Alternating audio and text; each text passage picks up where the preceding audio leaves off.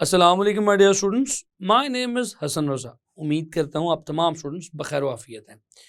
Dear students, आप अपनी previous class में ये बात तो सीख चुके हैं कि जो जितना ज़्यादा स्टेबल है वो न्यूक्लियस उतनी ज़्यादा लो एनर्जी पे है। उसकी बाइंडिंग एनर्जी जो एमिट हुई है वो उतनी ज़्यादा है। तो डियर स्टूडेंट्स, अनस्टेबल न्यूक्लियस फिर कौन सा होगा? अनस्टेबल न्यूक्लियस वो होगा जिसकी बाइंडिंग एनर्जी कम है। जब रिएक्टेंट्स प्रोडक्ट में कन्वर्ट हुए तो थोड़ी सी बाइंडिंग एनर्जी रिलीज हुई, हमारा प्रोडक्ट ज्यादा लो एनर्जी पे नहीं आ सका, हमारा प्रोडक्ट, हमारा न्यूक्लियस स्टेबल नहीं हो सका। अब वो है एक अनस्टेबल न्यूक्लियस। तो डियर स्टूडेंट्स, एक अनस्टेबल न्यूक्लियस आखिर अपने आप को स्टेबल बनाने के लिए किस हद तक जा सकता है? वो अपने अंदर से कौन कौन से रेडिएशंस एमिट कर सकता है, और रेडिएशन एमिट करने के इस अमल को क्या कहते हैं? आप जानते हैं, रेडियो एक्टिविटी। आज हम सीखेंगे रेडियो एक्टिविटी क्या है, और दौरान रेडियो एक्टिविटी जो रेडिएशंस एक न्यूक्लियस में से एमिट होती हैं वो कितनी मुख्तलिफ टाइप्स की हैं, और उन रेडिएशंस की थोड़ी सी प्रॉपर्टीज भी आज आपके सामने रखूंगा। तो डियर स्टूडेंट्स, फिर इंतजार किस बात का है? चलिए सफर के आगाज के लिए चलते हैं अपने लाइट बोर्ड की जानिब। तो डियर स्टूडेंट्स, फिर रेडियो एक्टिविटी पे बात को आगे लेके चलते हैं, और पुरानी डिस्कशन से एक ग्राफ को आपके सामने रख के गुफ्तगू को शुरू करूंगा। तो डियर स्टूडेंट्स, आपने ये वाला ग्राफ पेज नंबर 225 पे देखा था, जिसमें बाइंडिंग एनर्जी पर न्यूक्लियॉन और मास नंबर को हमने डिस्कस किया हुआ था। इस ग्राफ के मुताबिक हाईएस्ट पॉइंट इस ग्राफ का आयरन है, यानी कि आयरन की बाइंडिंग एनर्जी पर न्यूक्लियॉन मैक्सिमम है। इस मैक्सिमम बाइंडिंग एनर्जी पर न्यूक्लियॉन का मतलब मैंने आपको लास्ट लेक्चर में ये बताया था कि iron is going to be the most stable nucleus, यानी आयरन के न्यूक्लियस को तोड़ने के लिए, डिसइंटीग्रेट करने के लिए मुझे सबसे ज्यादा एनर्जी रिक्वायर्ड है। डियर स्टूडेंट्स, इसके बरक्स अगर आगे जाते जाएं तो ग्राफ में पॉइंट्स नीचे जाते जा रहे हैं। लोएस्ट पॉइंट इस ग्राफ के मुताबिक यूरेनियम का। डियर स्टूडेंट्स, यूरेनियम का ग्राफ लोएस्ट है, इसका मतलब है इसकी बाइंडिंग एनर्जी पर न्यूक्लियॉन सबसे कम है, यानी कि ये एक अनस्टेबल न्यूक्लियस है, यानी कि थोड़ी सी एनर्जी भी इसके न्यूक्लियस को तोड़ सकती है। स्टूडेंट्स, अब यहाँ पे बात थोड़ी सी इंटरेस्टिंग आपके साथ आगे लेके चलता हूँ। देखिए, अगर हम यूरेनियम की बात थोड़ी फर्दर डिटेल में करें तो हम ये कहेंगे कि जब यूरेनियम का न्यूक्लियस बन रहा था, जब रिएक्टेंट्स यानी कि प्रोटॉन्स और न्यूट्रॉन्स आपस में फ्यूज होकर यूरेनियम का न्यूक्लियस बना रहे थे, तो कुछ एनर्जी रिलीज हुई। स्टूडेंट्स, जो एनर्जी रिलीज हुई, यूरेनियम का न्यूक्लियस बन गया, लेकिन यूरेनियम का न्यूक्लियस अभी भी स्टेबल नहीं था, यानी कि बाइंडिंग एनर्जी बहुत कम रिलीज हुई थी। आपको मैंने अभी प्रीवियस लेक्चर में यही बात बताई थी कि जितनी ज्यादा बाइंडिंग एनर्जी रिलीज होगी, हमारा प्रोडक्ट जो बनने वाला फाइनल न्यूक्लियस है वो उतनी ज्यादा लो एनर्जी पे आएगा और उतना ज्यादा स्टेबल हो जाएगा। तो इस केस में बाइंडिंग एनर्जी चूंकि कम रिलीज हुई है तो हमारा बनने वाला न्यूक्लियस लेस स्टेबल है। तो डियर स्टूडेंट्स, ये जो बनने वाला न्यूक्लियस है ये फाइनली अपने आप को स्टेबल करने के लिए कुछ ना कुछ जरिए, कुछ ना कुछ तरीके तलाश करेगा। डियर स्टूडेंट्स, उन तरीकों में से ये अपने अंदर से कुछ ना कुछ एनर्जी रेडिएट करता रहेगा ताकि अपने आप को किसी तरह से लो एनर्जी स्टेट पे लाए और स्टेबल हो जाए।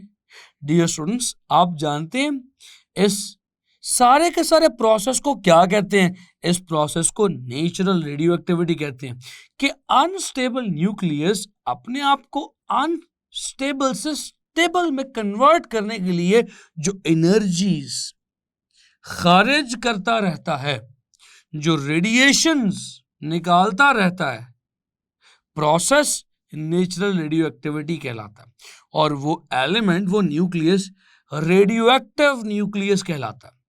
डियर स्टूडेंट्स, शुरू में हमें रेडियो एक्टिविटी के बारे में नहीं पता था। 19th सेंचुरी के एंड तक there was no concept of radioactivity. एक रोज हेनरी बेकरल नामी एक साइंसदान कुछ तजर्बात कर रहा था फोटोग्राफिक प्लेट के ऊपर कुछ सॉल्ट्स रख के उस फोटोग्राफिक प्लेट का बिहेवियर देख रहा था कि शायद उन सॉल्ट्स में से कुछ रेडिएशंस निकलें और फोटोग्राफिक प्लेट पे कुछ चेंजिंग हो, लेकिन कुछ भी ना हुआ। वो बहुत डिसअपॉइंट हुआ और उसने अपने ड्रॉअर के अंदर एक खास पुड़ी और फोटोग्राफिक प्लेट एक ऊपर नीचे रख के ड्रॉअर में साइड पे कर दी। डियर स्टूडेंट्स, कुछ रोज के बाद जब उसने अपना ड्रॉअर ओपन किया, उस छोटी सी पुड़ी को साइड पे किया, तो उस पुड़िया के नीचे पड़ी हुई फोटोग्राफिक प्लेट पहले से डिफरेंट हो चुकी थी। उस फोटोग्राफिक प्लेट पे कुछ मार्क्स आ चुके थे, कुछ निशानात आ चुके थे। He was very surprised. तब उसने ये बात डिड्यूस कर ली कि ये जो सॉल्ट इस पुड़िया में मौजूद है, ये कुछ रेडिएशंस नेचरली खुद ब खुद एमिट करता चला जा रहा है। यही वो पॉइंट था जब नेचुरल रेडियो एक्टिविटी डिस्कवर हुई और वो जो सॉल्ट था वो यूरेनियम की ओर थी। तो लेटर ऑन फिर यूरेनियम भी हेनरी बेक्वेरेल ने डिस्कवर किया। तो डियर स्टूडेंट्स, आपसे पूछा जा सकता है हु डिस्कवर्ड रेडियो एक्टिविटी। तो डियर स्टूडेंट्स, एक ही मशहूर नाम है हेनरी बेक्वेरेल। हेनरी बेक्वेरेल ने रेडियो एक्टिविटी डिस्कवर की इन 1896। तो अगर आपसे कभी पूछ लिया जाए हु डिस्कवर्ड रेडियो एक्टिविटी, तो सीधा सा सादा सा जवाब होगा Henry Becquerel discovered radioactivity in 1896। और अगर आपसे ये पूछ लिया जाए कि हेनरी बेक्वेरेल ने कोई रेडियो एक्टिव एलिमेंट भी डिस्कवर किया था, तो जी बिल्कुल, ही also discovered यूरेनियम। इसने यूरेनियम भी डिस्कवर किया था। ये यूरेनियम ही की ओर थी जिसे इसने एक छोटी सी पुड़िया में एक पेपर में बंद करके फोटोग्राफिक प्लेट पर रखा हुआ था, जिसने बाद में लेटर ऑन फोटोग्राफिक प्लेट को डैमेज कर दिया, या यूं कह लीजिए फोटोग्राफिक प्लेट पर निशान डाल दिए। तो डियर स्टूडेंट्स, फिर यहां से उसने ये बात भी डिड्यूस की कि वो तमाम एलिमेंट्स जिनका एटॉमिक नंबर ग्रेटर देन 82 है, वो तमाम के तमाम रेडियो एक्टिव है, यानी कि वो अनस्टेबल है। खुद को स्टेबल करने के लिए कुछ रेडिएशंस एमिट करते चले जाते हैं। एमिशंस करने के बाद वो एक स्टेबल न्यूक्लियस में कन्वर्ट हो जाते हैं। स्टूडेंट्स, अभी गुफ्तगू चल ही रही थी, तो डियर स्टूडेंट्स, 2 साल के बाद ही 1898 में मैरी क्यूरी और उसके हस्बैंड पेरी क्यूरी ने भी 2 डिस्कवरीज कर दी। So Marie Curie and Pierre Curie discovered, क्या डिस्कवर किया उन्होंने? 2 इंतहाई important radioactive elements discover किए। एक का नाम पोलोनियम था और एक का नाम रेडियम था। सो दे वर डिस्कवर्ड इन, किस डेट में डिस्कवर हुए? सो दे वर डिस्कवर्ड इन 1898 में। सो 1898 में, ठीक 2 साल बाद, यूरेनियम की डिस्कवरी के 2 साल बाद, मैरी क्यूरी और पेरी क्यूरी ने भी 2 रेडियोएक्टिव एलिमेंट्स को डिस्कवर कर दिया। तो डियर स्टूडेंट्स, यहां तक तो बात हमें समझ आ रही है कि अनस्टेबल न्यूक्लियस है, अपने आप को स्टेबल बनाने के लिए कुछ रेडिएशंस एमिट करता है, रेडिएशंस एमिट करके एक स्टेबल न्यूक्लियस में कन्वर्ट हो जाता है। अब सवाल ये पैदा होता है कि जो रेडिएशंस एमिट कर रहा है वो रेडिएशंस कौन सी हैं और उन रेडिएशंस की नेचर क्या है। तो डियर स्टूडेंट्स, अब बात आती है कि हम भी इस तजर्बे, इस एक्सपेरिमेंट की तरफ आए कि जो एमिट होने वाली रेडिएशंस हैं किसी भी रेडियो एक्टिव एलिमेंट में, जैसे कि पोलोनियम, रेडियम या यूरेनियम, वो रेडिएशंस किस तरह की हैं। अब ये कैसे फाइंड आउट किया जाए डियर स्टूडेंट्स, क्योंकि हम इन रेडिएशंस को देख तो सकते नहीं हैं, ना इन रेडिएशंस को देखा जा सकता है, ना रेडिएशन को फील किया जा सकता है ऑन द वेरी स्पॉट। तो फिर क्या किया गया डियर स्टूडेंट्स, इन रेडिएशंस को ऑब्जर्व करने के लिए हमने एक लेड का चैम्बर बनाया। डियर स्टूडेंट्स, इस लेड के चैम्बर में हमने एक छोटा सा होल ड्रिल किया। इस लेड के चैम्बर में हमने अपना रेडियो एक्टिव सोर्स रखा। सो ये वो रेडियो एक्टिव सोर्स है जो रेडियो एक्टिव रेडिएशंस को एमिट कर रहा है। हमने ये देखा कि डियर स्टूडेंट्स, ये जो रेडियो एक्टिव रेडिएशंस इसमें से निकल रही हैं, अगर इन्हें डियर स्टूडेंट्स इलेक्ट्रिक फील्ड में से पास करवाया जाए, यानी इलेक्ट्रिक फील्ड में से पास करवाया जाएगा, मतलब क्या डियर स्टूडेंट्स, इन्हें एक ऐसी जगह से पास करवाया जाए जहां पे आपने इलेक्ट्रिक फील्ड अप्लाई की हो, यानी एक तरफ पॉजिटिव प्लेट हो तो दूसरी तरफ नेगेटिव प्लेट हो। तो डियर स्टूडेंट्स, इन्हें इलेक्ट्रिक फील्ड में से पास करवाने पे बहुत अजीब किस्म के रिजल्ट्स आए। रिजल्ट्स कुछ इस तरह के आए कि ये रेडिएशंस जो एक ही सीध में, एक ही बीम में निकल रही थी, इलेक्ट्रिक फील्ड में से पास करने के बाद डियर स्टूडेंट्स ये तमाम रेडिएशंस स्प्लिट हो गई। कुछ इस तरह से स्प्लिट हुई कि एक खास रेडिएशन डियर स्टूडेंट्स यहां से बेंड होके चली गई टुवर्ड्स द पॉजिटिव प्लेट, और एक चली गई towards the negative plate dear students, और एक रेडिएशन ऐसी थी जो अनडिफ्लेक्टेडली स्ट्रेट पास कर गई। तो यहां से हमें ये बात समझ में आई डियर स्टूडेंट्स कि एक रेडिएशन पर पॉजिटिव चार्ज था जो नेगेटिव की तरफ बेंड हुई, और एक वो थी जिस पे नेगेटिव चार्ज था जो पॉजिटिव की तरफ बेंड हुई, और एक रेडिएशन न्यूट्रल भी थी जो अनडिफ्लेक्टेडली पास कर गई। लेकिन डियर स्टूडेंट्स, ये इंफॉर्मेशन इनफ नहीं थी।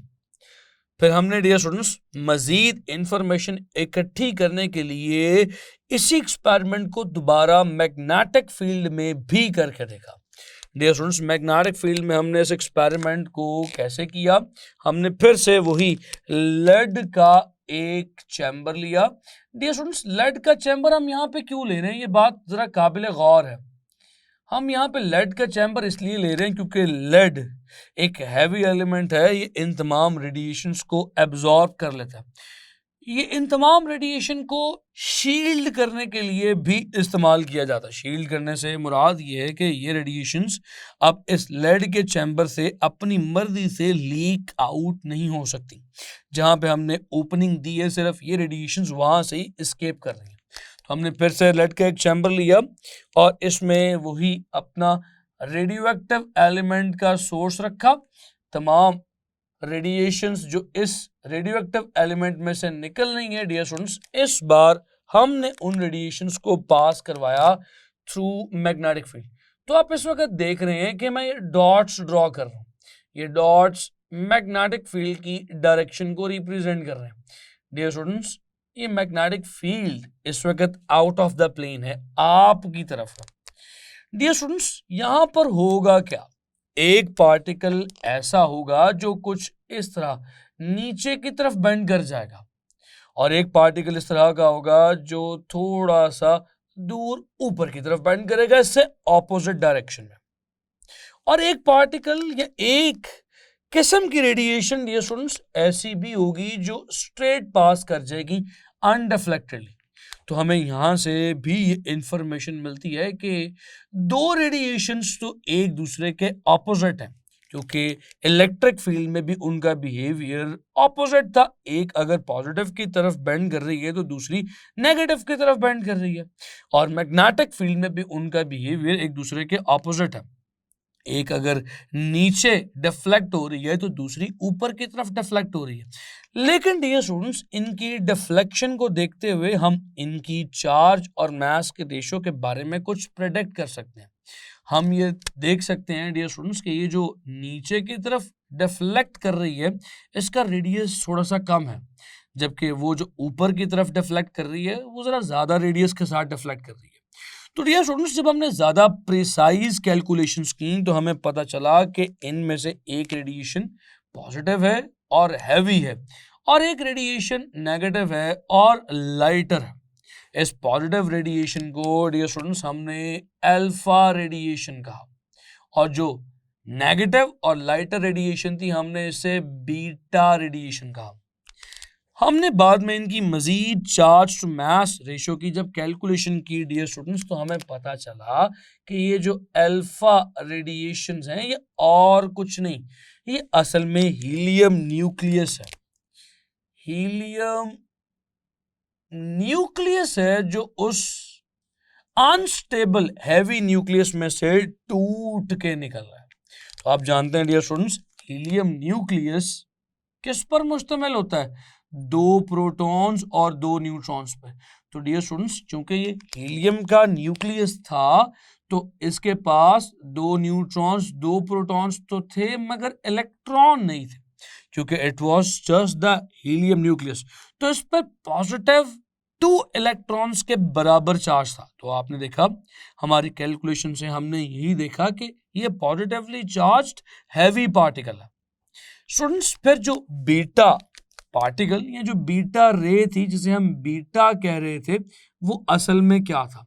That was actually the electron जो इस न्यूक्लियस में से निकल के आ रहा था। अब ये बात मानी नहीं जा सकती कि न्यूक्लियस में से इलेक्ट्रॉन आखिर कैसे निकल रहा है। इस बात को मैं आगे चल के एक्सप्लेन करूंगा कि न्यूक्लियस में से इलेक्ट्रॉन आखिर कैसे निकलता है। जब बीटा डिके पे हम गुफ्तगू करेंगे तो मैं आपको बताऊंगा कि न्यूक्लियस में से इलेक्ट्रॉन कैसे निकलता है। लेकिन अभी के लिए ये बात यहां पर इतनी जरूर कर देता हूं कि हमें पता चला कि दिस वाज इलेक्ट्रॉन। ये इलेक्ट्रॉन, इसकी चार्ज टू मास रेशियो से ये डिस्क्लोज हुआ कि it is just an electron.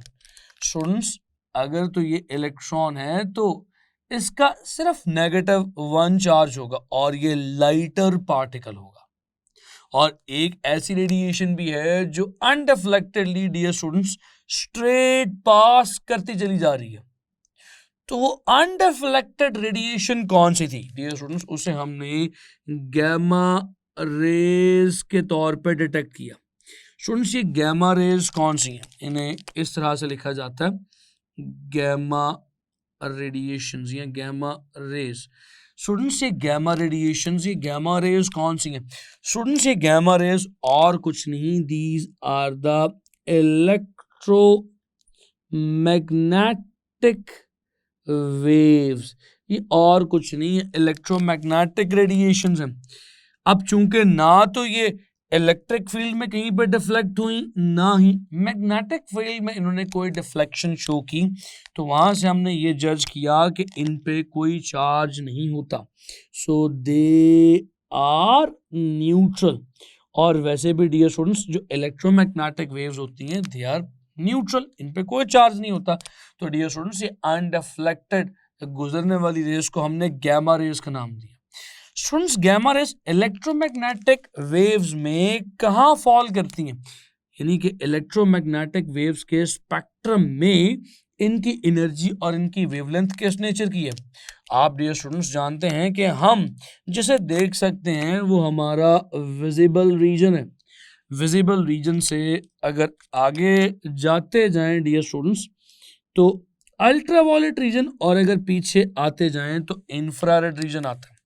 तो इससे आगे अल्ट्रावायलेट रीजन में बहुत हाई एनर्जी की रेडिएशंस, यानी कि एक्स रेज से भी ज्यादा एनर्जी की रेडिएशंस, पहले एक्स रेज फिर उसके बाद उससे भी ज्यादा एनर्जी की रेडिएशन गैमा रेज होती हैं। So these are the electromagnetic radiations with very high energy and very shorter wavelength. तो डियर स्टूडेंट्स, यही वो अनडिफ्लेक्टेड गुजरने वाली न्यूट्रल रेडिएशंस थी जो इलेक्ट्रोमैग्नेटिक वेव्स के रीजन में फॉल करती हैं। They have got very high energy. So ये वो 3 रेडिएशंस थी जो एक अनस्टेबल रेडियो एक्टिव न्यूक्लियस में से एमिट होती हैं उस न्यूक्लियस को स्टेबल बनाने के लिए।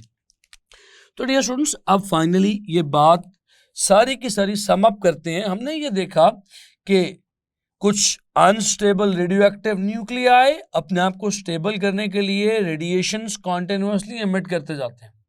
स्टूडेंट्स, इनकी इस रेडिएशन एमिट करने के अमल को हम नेचुरल रेडियो एक्टिविटी कहते हैं।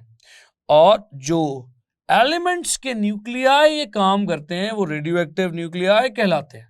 स्टूडेंट्स, ये रेडियो एक्टिविटी डिस्कवर किन्होंने की? हेनरी बेकरेल ने 1896 में की, when he was studying the effect of some salt on the photographic plate. Accidentally इन्होंने यूरेनियम की एक ओर को, यूरेनियम के एक सॉल्ट को फोटोग्राफिक प्लेट पर रखा, तो कुछ अरसे के बाद वो फोटोग्राफिक प्लेट चेंज हो गई। तो इन्होंने 1896 में यूरेनियम को भी डिस्कवर किया। चंद साल बाद, तकरीबन 2 साल बाद 1898 में पोलोनियम और रेडियम भी मैरी क्यूरी और पेरी क्यूरी ने डिस्कवर किए। डियर स्टूडेंट्स, जो निकलने वाली रेडिएशंस थी वो 3 इकसाम की, alpha, beta and gamma. Alpha helium nuclei, beta electron carries negative charge, gamma is just the electromagnetic waves with very high energy. उम्मीद करता हूं ये चीजें आपको समझ आएंगी। डियर स्टूडेंट्स, अब आने वाले अगले लेक्चर में हम ये देखेंगे कि एक न्यूक्लियस पर ये तमाम रेडिएशंस एमिट करने के बाद क्या फर्क पड़ता है। उम्मीद करता हूं डियर स्टूडेंट्स चीजें आपने समझी हैं। अपना बेइंतहा ख्याल रखें। आपसे मुलाकात करूंगा आने वाले अगले लेक्चर में। See you next time. अल्लाह हाफिज।